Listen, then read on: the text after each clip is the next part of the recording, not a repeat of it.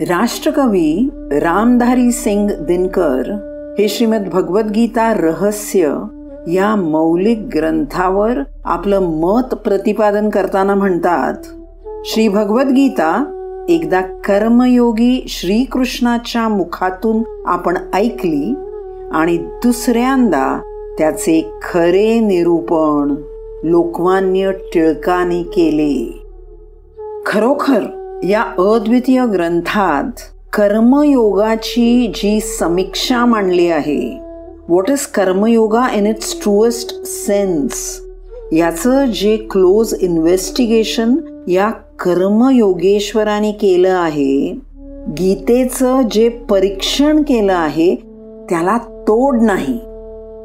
या ग्रंथाचं अवलोकन केलं, वाचन केलं की आपली खात्रीच पटते की नियतीने ठरवूनच या महान ग्रंथाच्या निर्मितीसाठी या कर्म पुरुषोत्तमाची नियुक्ती केली होती आणि लहानपणापासूनच या युनिक अशा लिखाणाची त्यांच्याकडून तयारी करून घेतली होती. Destiny had selected him, specifically appointed him and molded him for this monumental task. भगवद्गीतेचा अभ्यास करण्यासाठी ते का व कसे प्रवृत्त झाले, गीतेचे खरे रहस्य काय आहे हे सांगण्याची त्यांना का निकड भासली, हे या ग्रंथ पब्लिश करताना केलेल्या भाषणातून, लिहिलेल्या लेखातून, ग्रंथाच्या प्रस्तावनेतून टिळकांनी स्वतःच आपल्याला सांगून ठेवलं आहे. टिळक म्हणतात की लहानपणापासूनच घरातल्या वडीलधाऱ्या मंडळींनी असं शिकवलं होतं की मोक्ष प्राप्ती हे मानवी जीवनाचे सर्वोच्च ध्येय आहे आणि हे ध्येय प्राप्त करायची ज्याची जेन्युइन इच्छा असेल त्या माणसाने संन्यास घेणेच श्रेयस्कर असते.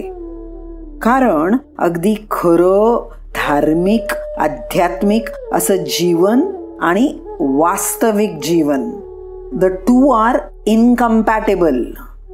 या दोन गोष्टी एकत्र नांदू शकत नाहीत. One cannot serve two masters, the world and God. Tilak अतिशय हुशार होते. तसेच बालवयापासून आपल्या संस्कृतीबद्दल, तत्वज्ञानाबद्दल, धर्मशास्त्राबद्दल ते खूप इन्क्विजिटिव्ह होते. या तेजस्वी जिज्ञासू विद्यार्थ्याचे विलक्षण बुद्धिकौशल्य पाहून त्यांच्या शिक्षकांनी त्यांचे सूर्याचे पिल्लू असे नाव ठेवले होते. तर त्या लहान वयात टिळकांना हा प्रश्न पडला की माझ्या धर्माला नक्की माझ्याकडून काय अपेक्षित आहे. परफेक्शन अटेन करण्यासाठी, मोक्षप्राप्तीसाठी या जगात राहून प्रयत्न करण्याच्या आधीच मी या जगाचा त्याग करावा, माझ्या धर्माचं हे म्हणणं आहे का. लहानपणापासूनच टिळकांना हे सुद्धा शिकवले गेले होते की भगवद्गीता हा आपल्या धर्माचा पायाभूत ग्रंथ आहे. It is universally acknowledged to be a book incorporating all the principles and philosophy of the Hindu religion. मग टिळकांनी असा विचार केला की जर का हा आपल्या धर्माचा मूलभूत ग्रंथ असेल तर या भगवद्गीतेत मला जो प्रश्न पडलाय त्याचं उत्तर मला हमखास मिळेल आणि या प्रश्नाचं उत्तर मिळवण्यासाठी टिळकांनी गीतेचा सखोल अभ्यास सुरू केला. लोकमान्यांची खासियत अशी की त्यांचे सर्व अध्ययन त्यांना ओरिजिनल टेक्स्टमधून, मूळ भाषेतून करायला आवडत असे. त्यावेळी बरेच इंग्लिश मीडियम एज्युकेटेड, सुविद्य, स्पिरिच्युअली इन्क्लाइंड लोक वेदांताचा अभ्यास इंग्लिश पुस्तके वाचून करत असत. पण टिळकांनी आपली मते बनवण्यासाठी मूळ प्राचीन संस्कृतमधील हिंदू धर्मग्रंथांचेच अध्ययन केले. धर्मशास्त्रे, वेद, उपनिषदे, ब्रह्मसूत्रे आणि अशा सगळ्या या एन्शंट टेक्स्ट्सवर आद्य शंकराचार्य, रामानुजाचार्य अशा थोर आचार्यांनी केलेली भाष्ये ते सर्व मूळ स्वरूपातच वाचणे ते पसंत करीत. याच कारणासाठी मंडालेत इतर धर्मग्रंथांचा अभ्यास करण्यासाठी त्यांनी फ्रेंच आणि जर्मन भाषा शिकल्या होत्या. हे आपण पार्ट 1 मध्ये ऐकलं आहेच. तसेच भगवद्गीता सुद्धा इंडिपेंडेंटली वाचण्याऐवजी समग्र महाभारताचा भाग म्हणून वाचणेच त्यांना योग्य वाटे. महाभारतातील भीष्म पर्वाच्या 25 ते 42 या अध्यायात ही गीता गोवलेली आहे. या संबंधी आपल्या गीता रहस्यात टिळक लिहितात, श्रीकृष्णासारख्या थोर महात्म्याच्या चरित्राच्या नैतिक समर्थनार्थ कर्मयोगपर गीता महाभारतात योग्य कारणांसाठी योग्य स्थळी आली आहे. टिळकांच्या मनात लहानपणापासून हा प्रश्न घोळत होताच. Does my religion really want me to renounce this world to attain perfection before I even attempt to seek it in this world? ज्याचं उत्तर भगवद्गीतेत मिळेल अशी आशा त्यांना वाटत होती. इनफॅक्ट खात्रीच होती. त्यातच 1872 साली त्यांच्या वडिलांच्या शेवटच्या आजारपणात त्यांना गीता वाचून दाखवण्याचे काम टिळकांकडे आले. आधीपासून टिळकांच्या मनात आपल्या या धर्मग्रंथाबद्दल नितांत श्रद्धा होतीच. आता जरी या वाचनामुळे गीतेचा भावार्थ त्यांच्या पूर्णपणे लक्षात आला नाही, तरी गीतेबद्दल विशेष आवड मात्र निश्चितच उत्पन्न झाली. ती इतकी की नंतर संस्कृत आणि इंग्लिश या विषयांचा जास्त अभ्यास झाल्यावर गीतेवरील संस्कृत भाष्ये, दुसऱ्या टीका, इंग्लिश व मराठीत अनेक पंडितांनी केलेली विवेचने सगळे त्यांनी वाचून काढले. पण त्यांना हे कळेना की या सर्व भाष्यकारांनी, टीकाकारांनी स्वकीयांबरोबर युद्ध करणे हे मोठे कुकर्म म्हणून खिन्न झालेल्या अर्जुनास त्यास युद्धास प्रवृत्त करण्यासाठी सांगितलेल्या गीतेत ब्रह्मज्ञानाने किंवा भक्तीने मोक्ष कसा मिळवावा, म्हणजे नुसत्या मोक्ष मार्गाचेच विवेचन कसे काय केले आहे. That Bhagavad Gita, which was originally revealed by Shri Krishna to Arjun, who was despondent at the thought of committing a major sin by waging a war against his own kith and kin, that Bhagavad Gita which inspired Arjun to fight, to act. Why then the expositors on Gita have stressed only on the path of knowledge or devotion as the means to attain salvation? Lokmanya हे प्रखर विचारवंत होते, तत्वज्ञ होते. And all real philosophers are original thinkers. जेव्हा गीतेवरच्या कुठल्याच कॉमेंट्रीनी, एक्सपोजिशननी त्यांचे समाधान झाले नाही, तेव्हा त्यांनी त्यांचा अप्रोचच बदलला. त्यांनी मनाची अगदी कोरी पाटी केली आणि he approached the Gita with an unprejudiced and unprepossessed mind. सर्व गीतेवरच्या टीका, भाष्ये बाजूला ठेवून with a mind prepossessed by no previous ideas about any philosophy, with no theory of his own for which he sought any support in the Gita, टिळकांनी नुसत्या फक्त original Bhagavad Gita as told by Shri Krishna ह्याचीच स्वतंत्र विचारपूर्वक अनेक पारायणे केली. यामुळे टीकाकारांच्या छापेतून त्यांची सुटका झाली. What other Bhagavad Gita commentators were saying about it, त्याच्या इन्फ्लुएन्स मधून ते पूर्णपणे बाहेर आले. ही पारायणे करताना त्यांनी अजून एक खबरदारी घेतली, ती अशी की ही गीता कधी सांगितली गेली, गीतेचा काळ कोणता, ती कुठल्या परिस्थितीत सांगितली गेली आणि तिचा मूळ उद्देश काय होता, या सगळ्याचं भान ठेवून ते अनेकदा original Bhagavad Gita which is a part of Mahabharata वाचत राहिले. टिळकांचे असे स्पष्ट मत होते that if you want to get at the truth especially of a great work like Bhagavad Gita, the book must not be read devoid of its context. You have to take into consideration three things: the time, the circumstances in which the book was written, and the purpose for which the book was written. तर अशा रीतीने पारायणे केल्यावर या कर्मयोगी महापुरुषाला असा बोध झाला की मूळ गीता ही निवृत्तीपर नसून कर्मयोगपर आहे. किंबहुना गीतेत योग हा एकेरी शब्दच कर्मयोग या अर्थी योजिलेला आहे. The original Gita is not in favour of renunciation but advocates action, and wherever the single word yoga appears in the Gita, it implies karma yoga.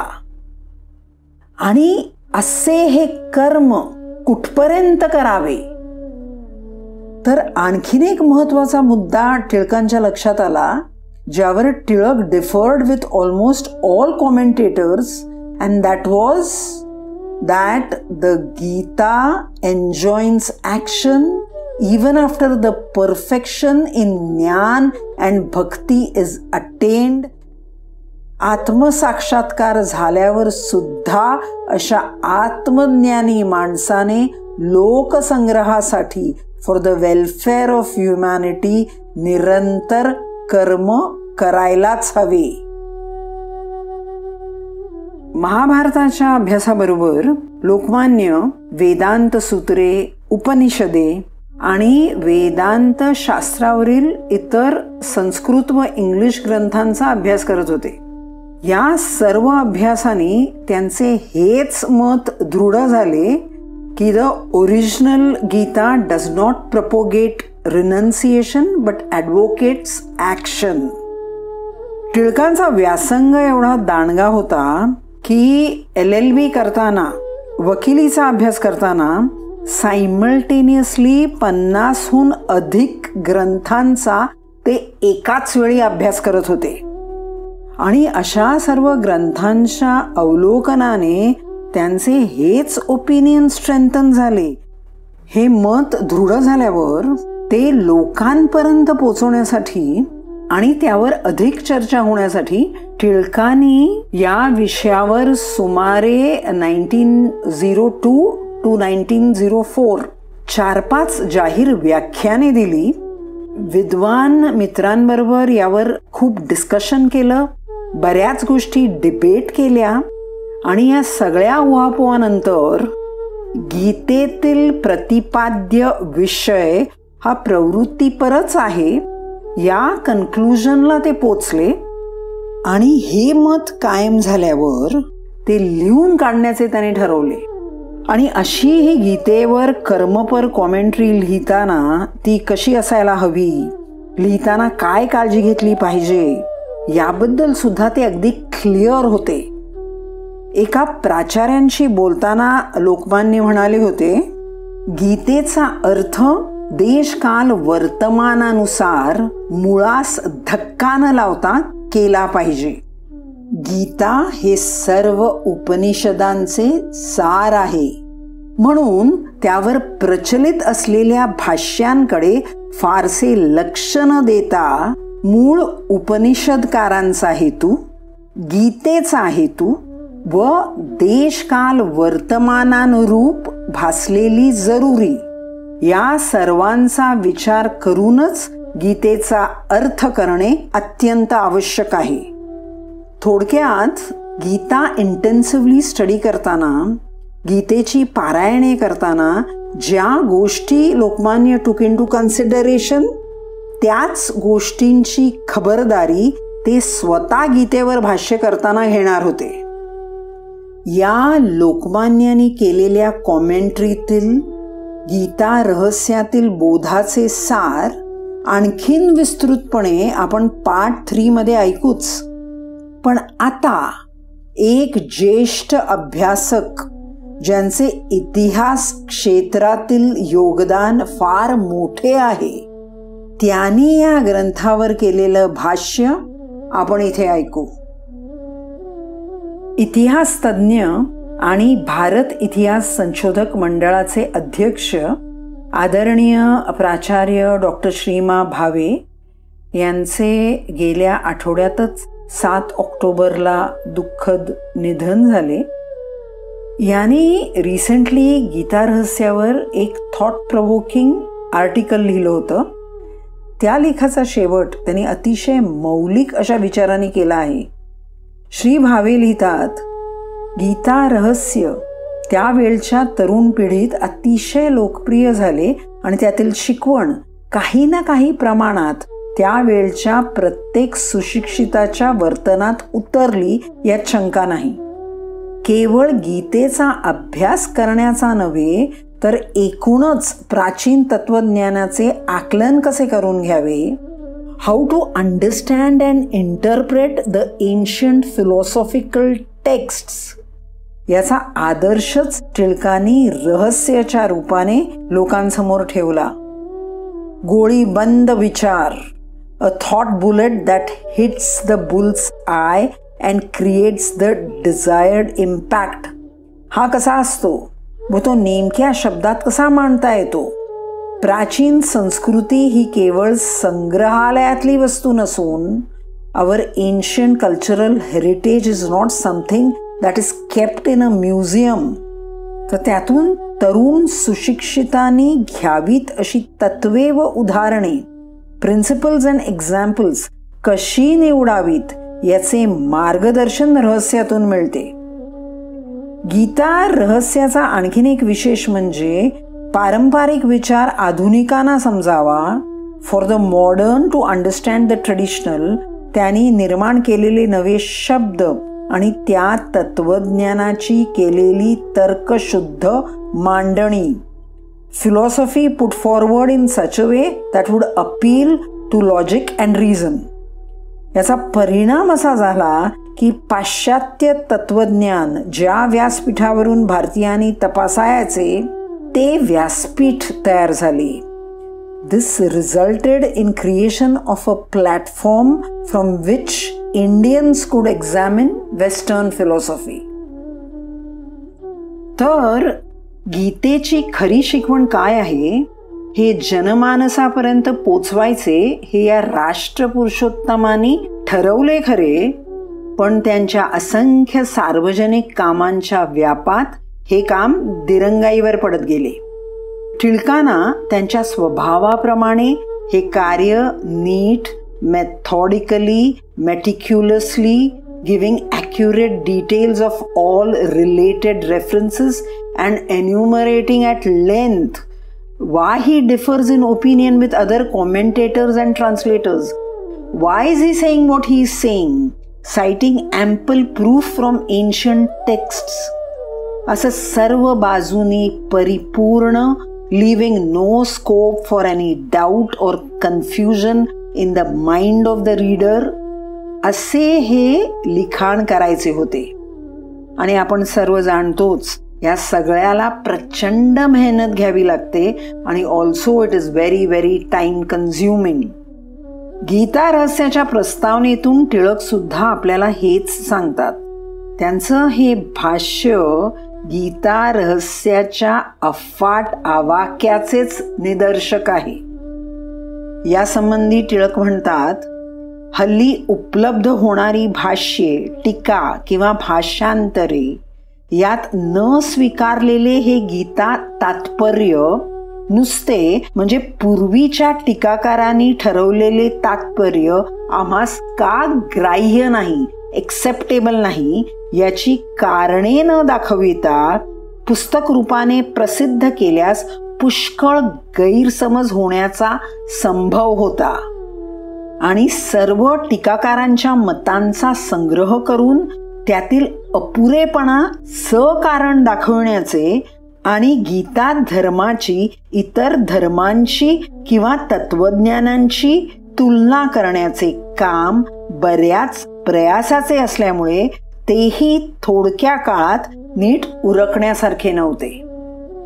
लोकमान्यांना या दैवी कार्यासाठी जो भरपूर वेळ हवा होता तो पुढे 1908 जेव्हा ब्रिटिशांनी मंडालेत त्यांची रवानगी केली तेव्हा नियतीनेच तो त्यांना मिळवून दिला. आणि हा सर्व वेळ या कर्मयोग्याने अक्षरशः सत्कारणी लावला. मंडालेच्या कारावासात सोबत असलेले त्यांच्यासाठी अपॉइंट केलेले त्यांचे कुक आचारी वासुदेव कुलकर्णी आपल्या आठवणीत लिहितात की टिळक महाराजांनी कधी एक पळही आळसात वाया घालवल्याचे मी पाहिले नाही. ते आपल्या लिहिण्या वाचण्यात इतके गुंग होत की त्यांच्याकडे जाऊन काही बोलू लागले तरी त्यांचे लक्ष जात नसे. मंडालेत टिळक पहाटे लवकर उठून आधी संस्कृत श्लोक म्हणत व नंतर 1-1.5 तास ध्यानस्थ बसत आणि नंतर दिवसभर लेखन वाचन करण्यात ते गढून जात. 1910 ते 1911 हिवाळ्यात शके 1832 कार्तिक शुद्ध 1 ते फाल्गुन वद्य 30 दरम्यान in the winter from 2 November 1910 to 30 March 1911 या ग्रंथाचा खरडा ड्राफ्ट शिस पेन्सिलीने 4 वह्यात टिळकाने लिहून काढला. नंतर वेळोवेळी तुरुंगात जसे त्यांना आणखीन सुचत गेले तशी त्यांनी त्यात सुधारणा केली. मंडालेत टिळकांची प्रकृती काही ठीक नव्हती. आपण तुरुंगातून जिवंत सुटू अशी त्यांना खात्री वाटत नव्हती. पण आपण राहिलो न राहिलो तरी हे गीता रहस्याचे ज्ञान पुढील पिढीस मिळायलाच हवे. हा ग्रंथ प्रसिद्ध झालाच पाहिजे अशी उत्कट इच्छा त्यांना होती. म्हणून ग्रंथाची अर्पण पत्रिका, it is dedicated to whom, प्रस्तावना, इंट्रोडक्शन, ग्रंथाची अनुक्रमणिका, the contents of the book, हे सर्व सुद्धा त्यांनी तुरुंगातच अगदी नीट लिहून ठेवले होते व ठिकठिकाणी कोणत्या मजकुरापुढे कोणता मजकूर घ्यावयाचा ह्याच्या सूचना देखील लिहून ठेवल्या होत्या आणि ग्रंथ परिपूर्ण करून ठेवला होता. तुरुंगातून सुटल्यावर सर्व पुस्तके तिथे जवळ नसल्यामुळे जो अपुरेपणा राहिला होता तो फक्त त्यांनी नंतर पूर्ण केला. एवढा मोठा डिटेल्ड असा हा प्रचंड ग्रंथ लिहून पूर्ण झाल्यावर हे महात्मा अति विनम्रतेने त्याला लहानसा ग्रंथ असं म्हणतात आणि लिहितात, अद्यापही हा ग्रंथ सर्वार्थाने इन ऑल रिस्पेक्ट्स पूर्ण झाला असे म्हणता येत नाही. कारण मोक्ष व नीती धर्म यांची तत्वे गहन आहेत. These ideas are very profound and difficult to comprehend. असं असलं तरीही टिळक आपल्या उतारवयाचे कारण देऊन हा ग्रंथ पब्लिश करायचे आम्ही ठरवले असं म्हणतात. टिळक लिहितात, आपल्याला उपलब्ध झालेली माहिती व सुचत आलेले विचार आपण लोकांस कळवावे. कोणीतरी समान धर्मा, some like-minded person driven by the same inspiration, सध्या अथवा पुढे लिहून ते पुरे करील अशा समजुतीने हा ग्रंथ प्रसिद्ध केला आहे. कितीही ह्युमिलिटी, केवढीही तळमळ, गीतेचे विचार जिवंत राहावे, त्यावर भाष्य, विवेचन, संशोधन, लेखन पुढे होतच राहावे.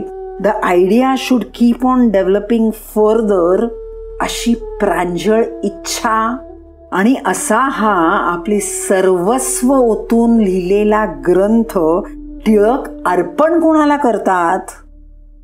तर आपल्यालाच, जनतेलाच. आणि ते असं का करतात?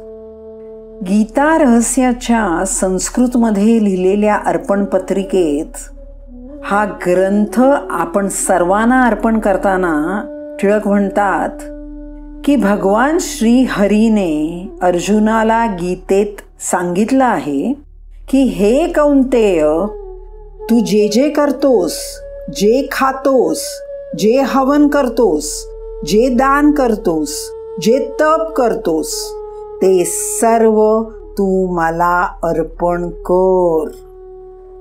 याचं स्मरण ठेवून समर्पये ग्रंथमिमं श्रीशाय जनतात्मने, मी हा ग्रंथ जनतेला, ज्या जनतेतच हा श्रीश, हा लक्ष्मीपती जनार्दन वसतो, त्या जनतेला अर्पण करतो. I humbly dedicate Gita Rahasya to all humanity in whom resides the Lord Supreme. तर असे हे गीता रहस्य एका खऱ्या कर्मयोग्याने लिहिलेले आणि जनतेला कर्मप्रवण करण्यासाठी अर्पण केलेले कर्मयोगशास्त्र. टिळकांच्या या गीता रहस्यातील तत्वांचा अंगीकार करून आपण आपले प्रत्येक कर्म निष्काम बुद्धीने करून शुद्ध करूया.